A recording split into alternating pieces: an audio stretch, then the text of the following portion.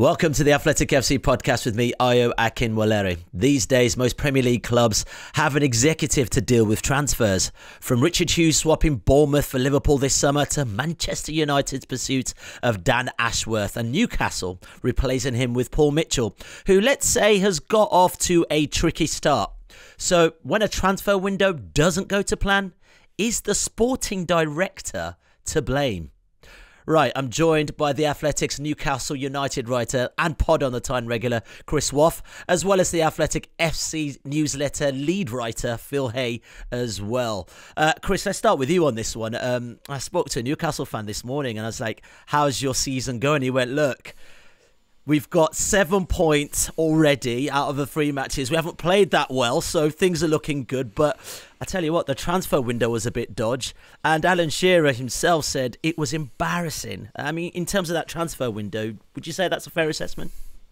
Before I answer that question, don't take this the wrong way, but I'm sort of not enjoying being invited on this podcast in the last few weeks because I seem to get invited on because another shambles at Newcastle is the way that things have been. And yeah, I mean, if you look at it that way, actually, this is Newcastle's best start to a Premier League season points-wise since 2011-12. The best start under Eddie Howe, and obviously 2 years ago they qualified for the Champions League. But playing style-wise, they haven't been convincing, and you could make an argument that in all 3 league games, plus the Carabao Cup match they won at Nottingham Forest, they could have lost all of those games. So they haven't convinced, yet they've managed to sort of get through and be in a positive position, have a positive platform from which to build. But off the field, it's been a very, very difficult summer. We discussed a lot about it before. PSR issues, the change of ownership and structure at the very executive level at the club. And then Newcastle ended the summer without making a signing you can say materially strengthened the first 11. The only player they signed who has featured regularly and is likely to feature regularly in the short term in the first 11 is Lloyd Kelly,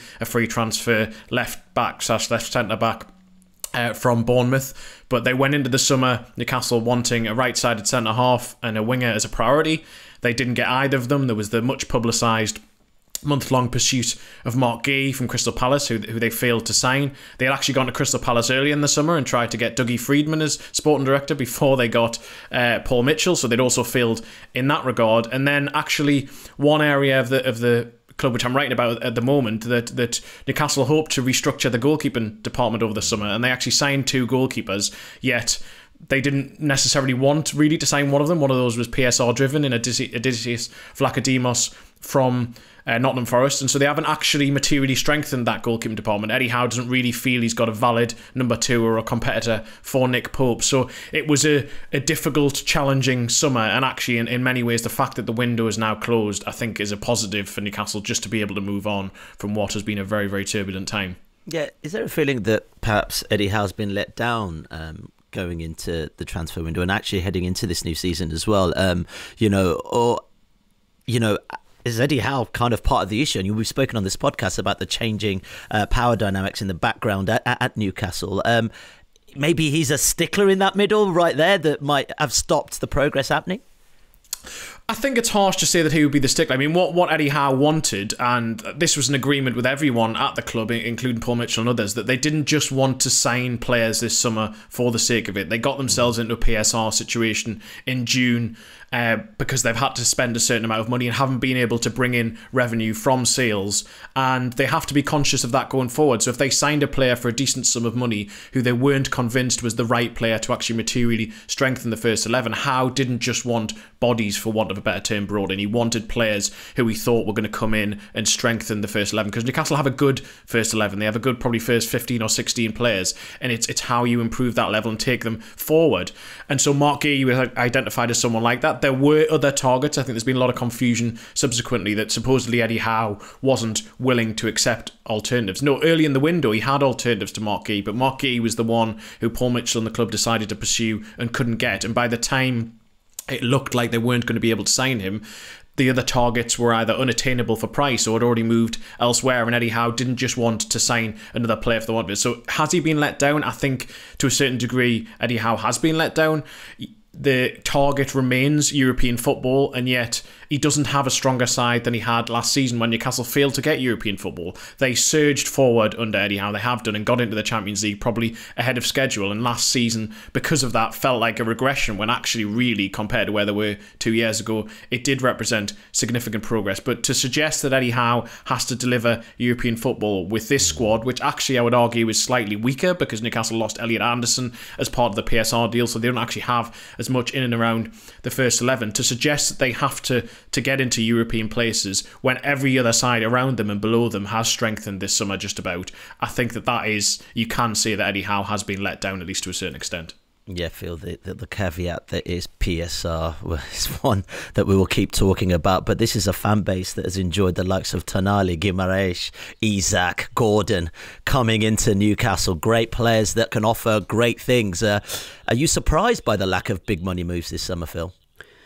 Yes and no. I think the fact that those 4 players are still there, and Tonali was never going to leave because there's a much broader issue around him, which has only just been resolved. But I think the other 3 easily could have done, which would have weakened the squad significantly. I do kind of feel that if Guehi had happened and if they got that over the line, they'd certainly have hit par for the window, considering the constraints that PSR were putting on them. I think it's maybe a mistake made with Newcastle that people do underestimate the pressure that they are under because of PSR. And I guess it feeds back into this idea that because they're Saudi owned and technically have Saudi wealth, they should be able to just carry on with a Gordon or a Guimaraes or Isak, players like that, window after window. And I think to a certain extent they can, as was shown by the fact that they were trying to do Guehi. But it doesn't mean that it can just be indefinite incremental steps up towards the levels of recruitment that you get with bigger clubs than them. Without a doubt, the goalkeeping pool is weird. I mean, they seem to be stockpiling keepers behind Pope, who Eddie Howe doesn't want to play, which is a little bit baffling. And actually, 2 in Marc Guehi and John Ruddy, who simply aren't going to, are probably as likely to play in the Premier League as me this season. When we spoke about them last, I sort of said, I think at the end of the window, if they'd got Guehi, they'd have been quite content, given that they were under pressure to sell. They had to sell, but they didn't sell anybody that they really, really wanted to keep. They didn't get Guehi, so it definitely leaves them short. But I still think they're in okay nick, and I still think they're in the hunt for 4th place, because I don't see anybody else in that pack below City, Liverpool and Arsenal that looks necessarily vastly more likely to take it. I'll just say one thing to Chris as well, to go back to his point about the fear of being invited on pods when you cover Newcastle. I used to have this with Leeds United. Every time I got a message on a Monday morning, it was like, oh, shambles at Ellen Road again. Just jumping in off the back of Phil's point, Newcastle would look at the window and they do see the PSR situation as that they kept their very best players, and they see that as a positive, even though obviously it was a massive scramble. And the point to sort of Aston Villa and they had to sell Douglas Luiz, where they didn't sell any of their sort of quote-unquote star players and kept them around.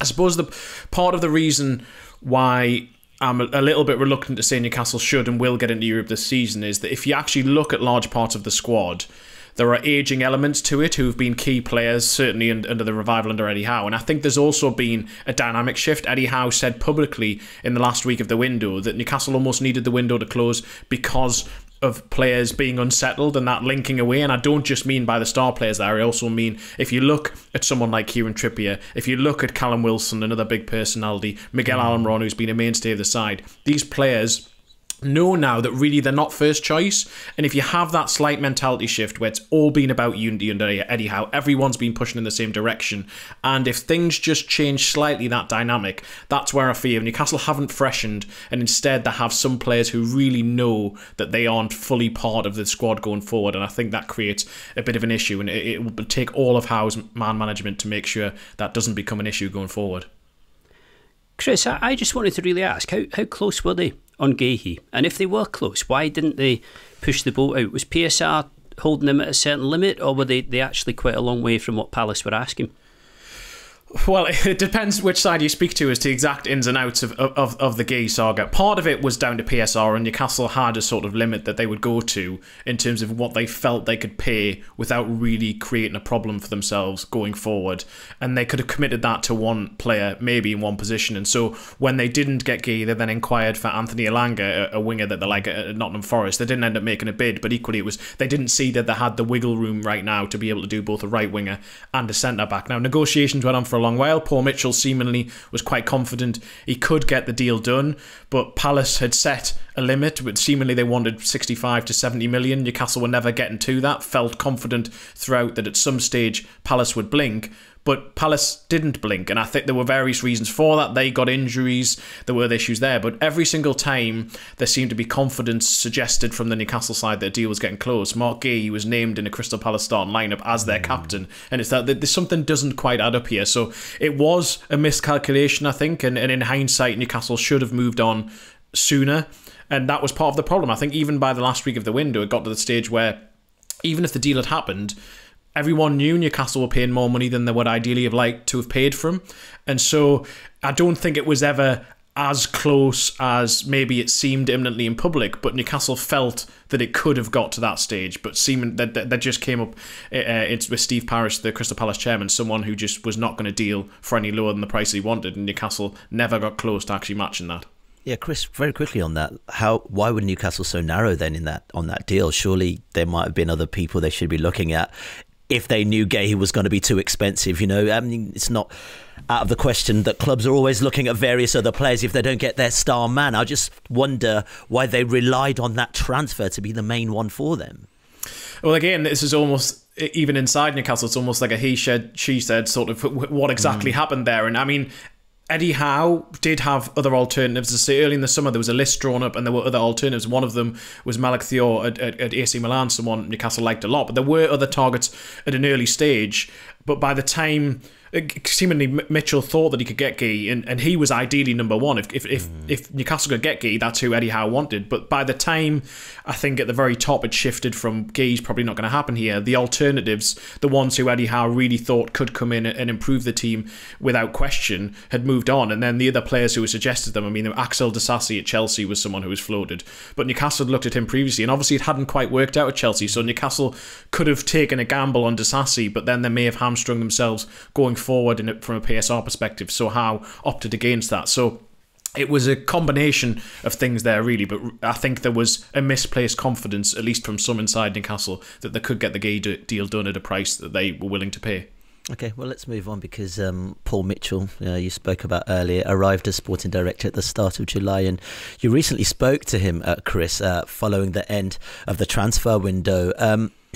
I guess the question is, like, could he have done more? And did he have time to do more? Because you're also inheriting a previous strategy, I guess, and it's probably quite hard to lament your stamp on that as well as you're coming into a job. Yeah, I mean, Paul Mitchell only started in his role on July the 4th, so Newcastle faced the sort of PSR black hole that they had till June the 30th without an actual sporting director in place. Dan Ashworth had been on gardening leave since mid-February, and so they did have a disadvantage there, but and clearly that provides some mitigation for Paul Mitchell, and you want to be the person who's leading the strategy, and he was quite clear in his comments when we did see him last week that he didn't believe that he was. He believed it was a predetermined strategy, and he called it a supporting role. Now, others would maybe push back against that a little and say that Paul Mitchell did come in, and it may have been that the targets were already identified. It may have been the ideas in terms of where the club were going to try and strengthen to being identified, but then Paul Mitchell did very much drive the strategy in other ways, and he was the one who felt that he could go and get Marc Guehi and get that deal done. So I think there is some mitigation, and I also think that Paul Mitchell deserves some credit for coming out straight after the window and speaking, because Newcastle, and I know it's the case at a lot of other clubs, but certainly under Mike Ashley, nobody beyond the manager spoke. But Newcastle have had the CEO, Darren Eales, speak a couple of times this year. They've also had Paul Mitchell come out and speak. And now I think part of that was part of a reputation-saving exercise for himself in terms of the way that he spoke when he speaks about the supporting role, and he basically almost to a certain degree tried to wash his hands of responsibility of exactly what happened in the summer, that it wasn't his fault. And as I say, there is a degree of mitigation behind that. But I also think that going forward, he needs to put his stamp on things now then, and he actually has to deliver. The pressure is undoubtedly on for Paul Mitchell because it hasn't seemed like it's been the positive first window, far from ideal situation he inherited, but at the same time, he now has a first team squad for Eddie Howe, the head coach, to work with, which, as I say, it feels in some ways weaker than it was actually last season, and yet really the ambitions are higher to a certain degree than they were last season, and so the pressure is on everyone, and the fallout from the window, I think, is still being felt and will be felt for a long time to come. Okay, well, let's move on, because joining us now to add a little bit more to this debate around the growing influence of sporting directors across the Premier League is our senior football writer, Simon Hughes. Simon, so good to see you, man. You've recently written on the role of sporting directors for The Athletic and the need for public scrutiny and accountability. Now, we've heard from Chris about his recent chat with Newcastle's Paul Mitchell, but why, from your perspective, is it important to hear from these figures? I just think, particularly at this time, the way the world is, highly influential people should be accessible to the media. And it's fair to say that over the last 10 years, the role of the sporting director has increased across football, all levels of football, but particularly in the Premier League. Every Premier League club now has a sporting director or a version of, whether it's a head of operations or technical director. And these individuals are obviously highly influential now. I think some of the reasons why, well, one of the main reasons why is because obviously there's so much foreign ownership. A lot of people running football clubs who don't necessarily know a great deal about football, and they sort of act as the bridge between the football department and the ownership.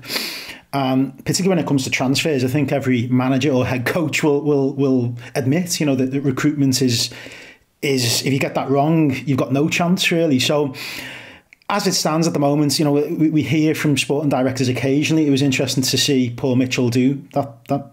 I assume it was a sit down with Chris and it was with other journalists involved. I think that's a step in the right direction. And the more we have of that, the better. At the moment, they are accountable to the owners. But I just think fundamentally anybody in what I would argue is really a civic role. I know they're representing a private company, but their work is being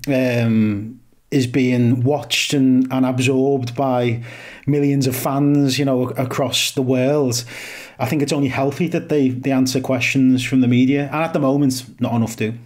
Yeah, Phil, I was just thinking about Chelsea recently and Maresca being sat down to talk about Raheem Sterling with the players that they've brought in and all that kind of stuff.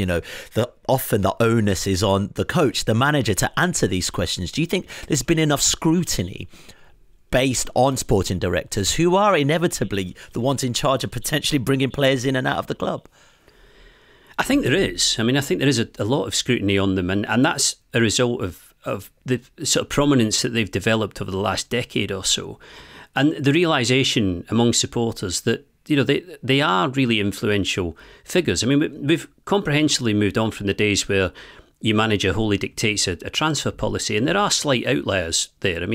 Guardiola, for example, is not going to have players hoisted on him. You might have a huge framework around him, but similar to Jurgen Klopp when he was at Liverpool, certainly towards the end of Klopp's time, who the players they want are the players they get. The issue is that clubs simply don't want that to be the way that they operate. They don't want it to be like that. They don't want to nail the colours to one individual person. In a lot of cases, they want to be able to transition from one player to another within the same style of play. They want to be able to transition from one coach to another, often within the same style of play. They don't want any of these people to be fundamentally essential to the point of being irreplaceable. I think Brighton are a really, really good example of that. If anybody hasn't read Andy Naylor's recent piece with Tony Bloom, the Brighton owner, I'd suggest they go and have a look. The most fascinating bit in that is about his relationship with Roberto De Zerbi, who obviously left Brighton at the end of last season, which wasn't a surprise in the end because of the way that relationship had been going and because of the noises that De Zerbi was making, but was a bit of a shock on the basis that his impact had been really good. And what Bloom said, and I'll just make sure I quote him properly here, is Roberto had thoughts on certain players, but that's not the way that we as a club work. In other words, De Zerbi might know the players he wants to sign, but they've got to fit for us and they've got to work for us. people have started to realise that that's how it works, that's how it goes, and therefore supporters do have eyes on sporting directors of football, whatever the title is. And I think that's why, to go back to Chris's piece with Paul Mitchell, that's why Mitchell made himself front and centre, because he'll know that if he's to have any chance of making a go of that job, he's got to have credibility in the eyes of the crowd. If he doesn't, then it's going to be very difficult for him to make anything of it. I mean, just chatting to Mitchell when we were, I mean, he sort of was basically saying as well that really on the continent, where he's obviously worked a lot, he was at Monaco, he was also at part of the Red Bull group, that the sporting directors do speak a lot more. I mean, in Germany it goes even further, and quite often they're even almost on the bench, or they speak before and after matches. And so the model is still being imported to a certain degree into the UK, and part of it that it hasn't really followed is sporting directors speaking as frequently. I mean, from a Newcastle point of view, the dynamic there is between Eddie Howe and Paul Mitchell has been well documented over the course of the last few weeks and months. I mean, Eddie Howe spoke in Germany in pre-season about how boundaries were still being drawn, was the term that he used, and that he needed to be happy at the club, and how he subsequently suggested that he has been happier. But then the comments last week seemed, in some ways, to the way that Mitchell spoke, I think that whatever Mitchell's intention was, and I think it was a positive that he came out to speak, whatever his intended message was, there were so many different ways that was portrayed in the media and different strands of it taken, that I think that he failed to get across exactly the message he wanted. And some of the messages that came across about recruitment, about previous recruitment, post-ownership at Newcastle, about certain things to do with the manager, I think did cause some disquiet internally at Newcastle. And undoubtedly, there is still a tension there between Howe and Mitchell. Now, it's not, I don't think, to the extent that's maybe been documented elsewhere, and there were reports last weekend that Mitchell could be close to walking, which both Newcastle and Mitchell denies the case and say that he's there for the long term. But clearly, for someone like Howe, he had a unique situation relative maybe to other head coaches, quote managers right now, in the sense that at Newcastle, he helped build them post-takeover. There wasn't a sporting director when he was first there. He had a very close relationship with Amanda Staveley and Mirda Gadusi, who were the previous part of the ownership group who've left. And he was in some ways almost de facto director of football early on, and he retained a lot of that authority. Now, some of that was taken away this summer, and when you do take that away from someone who's had it previously, I think that dynamic is always difficult. So there have been what Paul Mitchell has described as positive tension between the two of them, and that going forward there will be, but I still think that that's very much a work in progress between the two of them. And for Newcastle, it feels a bit unnerving right now in terms of exactly how that goes, because Eddie Howe has been such an influential figure post-takeover. Chris, when you spoke to Paul Mitchell, did he explain why it was that Eddie Howe had next to no warning about the fact that he was going to tip up as sporting director? I found that really strange. It just seemed like an odd thing to do if you have a manager there that you trust and is, in situ and is there, sort of kind of unchallenged, if you want to put it like that. Seems pretty baffling that Howe wouldn't have seen that coming and wouldn't have been told that it was coming. Did Mitchell speak about that? He didn't, and in fairness to Mitchell, he wasn't directly asked about that. I mean, he did give nearly an hour and a half of his time, and a lot of subjects are covered, but that in itself wasn't necessarily covered. He insisted that he speaks to Eddie Howe for an hour every day, which Howard suggested previously that maybe communication wasn't there as much and he was more hands-off in this window. But I do know that Howe and some other people at the club were a bit unsettled by exactly the pace of change over the summer. That suddenly Amanda Staveley and Mirda Gadusi are leaving and Paul Mitchell comes in, and there hadn't been that much forewarning. And for a club that, yes, it wasn't operating in necessarily what you'd say is a conventional style for a club that wants to be a quote-unquote so-called super club, and maybe there did need to be a professionalisation in some ways of the exact structure. But the way that it's come about, it does feel a bit corporate and cold, and I think that's the way it's been taken internally as well. And so I think that the way that Paul Mitchell was introduced into the club hasn't helped the relationship which he subsequently had with Eddie Howe as well. And that's not Mitchell's fault, that is the decision makers at Newcastle's fault. But I think that made it very difficult from the start for the relationship to hit off in exactly the right ways you would want it to. Yeah. Corporate and cold. Surely this is just modern football, gents, eh? Simon, I mean, look, where should the power lay at a football club? And is it a one-size-fits-all? I mean, if you look at Liverpool, for instance, it's the very first time they've ever had a head coach, Like, this is a new model for a club with such a heritage. I mean, Liverpool's an interesting case study, really, because I would argue, the cult of the manager sort of began at Liverpool with Bill Shankly. You know, he was the guy who wrestled the control away from the boardroom, you know, stamped his feet and said, you know, you're not picking the team, I'm the manager, I'm the one who's got to, you know, live and die by the results, not you. Obviously that happened in the late 1950s. And since then, particularly at Liverpool, you know, the manager's word is sacred. You know, the Shankly's famous quote was, you know, the director's only there to sign the cheques. So that attitude is sort of has followed Liverpool through the generations. I mean, 10 years ago, really, Michael Edwards' prominence at the club was rising. He didn't get the Sporting Director title, I think, until 2016-17 season, which is around the time Liverpool started accelerating under Jurgen Klopp. So it was sort of a safe move to make that transition then. I would argue that he and Klopp, at their best, they challenged each other. They didn't agree on everything. You know, it's interesting to see what Chris is saying about Paul Mitchell there. You know, it wasn't a bed of roses all the time. And I think this is part of the problem for sport directors, in that to have a proper working relationship, there does have to be disagreements sometimes. But I think a lot of clubs are fearful of those disagreements spilling out into the public domain. And, you know, there's a lot of PR around football clubs. They want it to seem like everything's rosy all the time, when the reality is it's okay to have an argument, as Klopp and Edwards did on occasion. It was only when, I think, Edwards sensed that Klopp's power was growing again after they won the Champions League and they won the league, and Klopp suddenly was getting a few more decisions come his way. It wasn't, the balance of the working relationship wasn't quite as it had been before, which prompted Edwards to step away. Now, over the last couple of years, Liverpool has become very much more of a manager-led operation. I would argue that, you know, the pressure of that took its toll on Jurgen Klopp and contributed probably to his decision to leave the club. So I would argue between 2016 and 2020, you know, that was a period where Liverpool showed that it can work. But of course, Edwards never spoke to anybody. You know, it made me laugh when Edwards left Liverpool in 2021-22.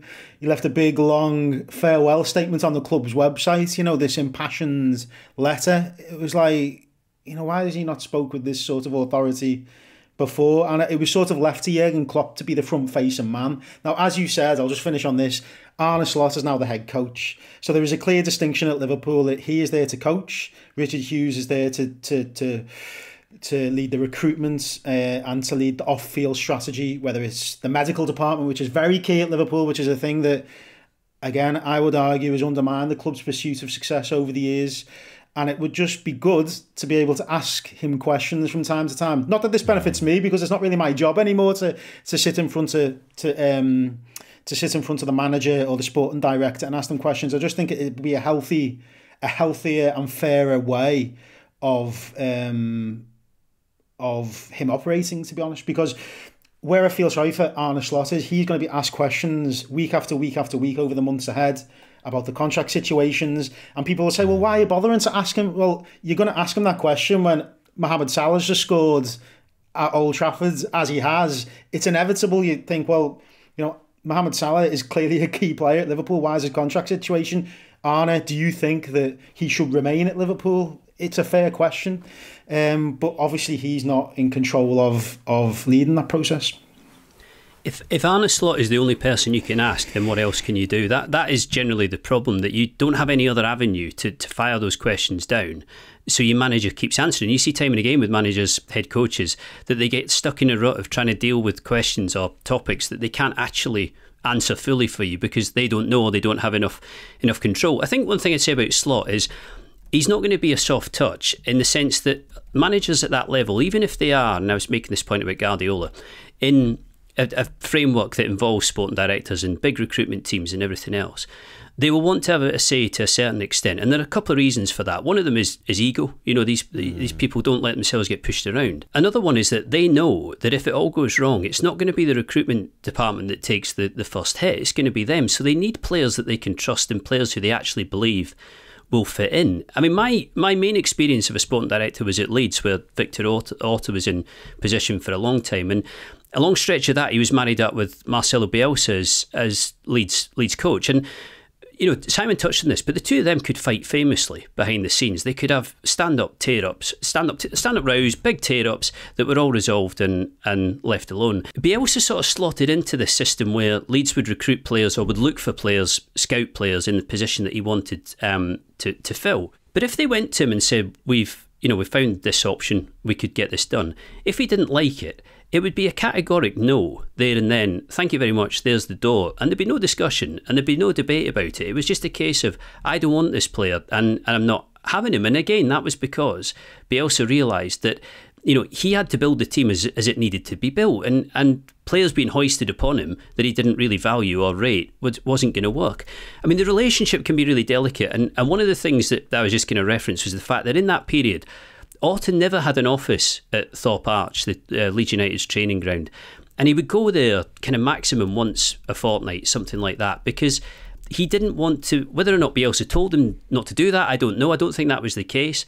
But he didn't want to be seen to be on Bielsa's turf. He didn't want to be seen to be around the place if he wasn't wanted there too often. He didn't want to be seen to be in the way. And I think for these relationships to work, yes, you have to be able to fall out. Yes, you have to be frank with each other.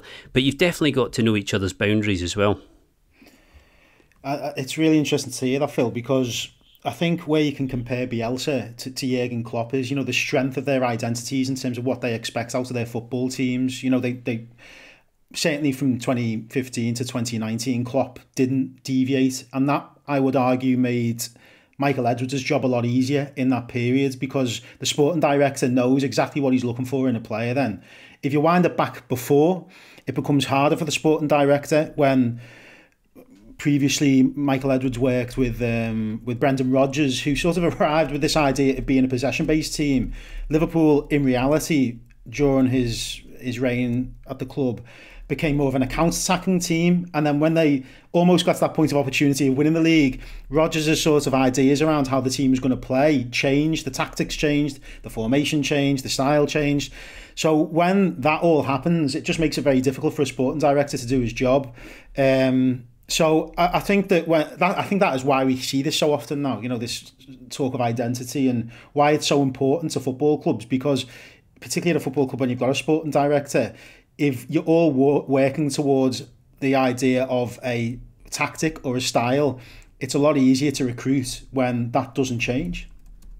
Yeah, I'm just listening to all this, Chris, and I'm wondering, as Newcastle are evolving as a team and their organisation's evolving, if a model like Liverpool is where Newcastle would like to be, I'm also thinking in terms of scouting players as well, further afield, maybe data-led or something along those lines. Is that a fair question? It is a fair question. I mean, Paul Mitchell was actually asked about Liverpool, and he started speaking about his admiration for some things that Liverpool have done. I know that Eddie Howe and others at the club have also seen that previously, because they see it as Liverpool have sold players to then build into the model that they've got. They've used the PSR situation to their advantage in terms of previously when they've used Coutinho and then used the money from Coutinho to rebuild the side. And that's what Newcastle are going to have to do going forward. They're going to have to move on probably one of their sort of quote-unquote star players at some stage to reinvest and make sure that they can move the team and the squad going forward. And they haven't done that well enough over the last few years. So in terms of trading itself, in terms of unearthing players from a wider pool and from a wider remit, that's exactly what Paul Mitchell said he wants to do and he intends to do. And Newcastle do need to become more data-led. Actually, I'd argue that largely post-takeover, the recruitment hit rate's been pretty good, but a large part of that has been down to scouting and more sort of personal feel rather than any sort of scientific or data-led approach. And that is something that everyone at the club recognises needs to improve. But at the same time, saying that and actually doing it is very different things. Liverpool didn't just come up with a model immediately and then implement it. And Brentford in their recruitment and Brighton in their recruitment, which are very data-driven, that didn't just happen overnight. Money needs to be invested, time needs to be invested, and you need to have the right model for exactly what you want to find in a player and what you're going to bring in. So that won't be a sort of overnight solution. Newcastle are still coming from a very low base in that regard, but it's Paul Mitchell's job to come in and make sure that in 3 to 5 years' time, Newcastle are far closer to Liverpool and those other clubs in so many different regards, data, recruitment, and on the field and the way that the team plays and the players that they have and the selling of players than they were when he first came in. The first window was very tricky for him, but now as the rule should be, it's more of a long-term position. He needs to make sure that he does make a stamp on the club, really. Yeah, top stuff, gents. Thank you so much for your time. Really lovely discussion there. Chris, Phil, and Simon as well for joining us. Now, remember, you can catch more from Chris on Newcastle United over on Pod On The Tyne. Adam Leventhal will be with you tomorrow, looking ahead to the North London derby ahead of the return of the Premier League. Thanks for listening. If you want to watch more episodes of the show, please subscribe to the channel. We'll be joined by the likes of David Ornstein, Matt Slater, Adam Crafton, Carl Anker, and plenty more through the season. If you'd like to listen to the episodes in full in audio form, search The Athletic FC wherever you get your podcasts from.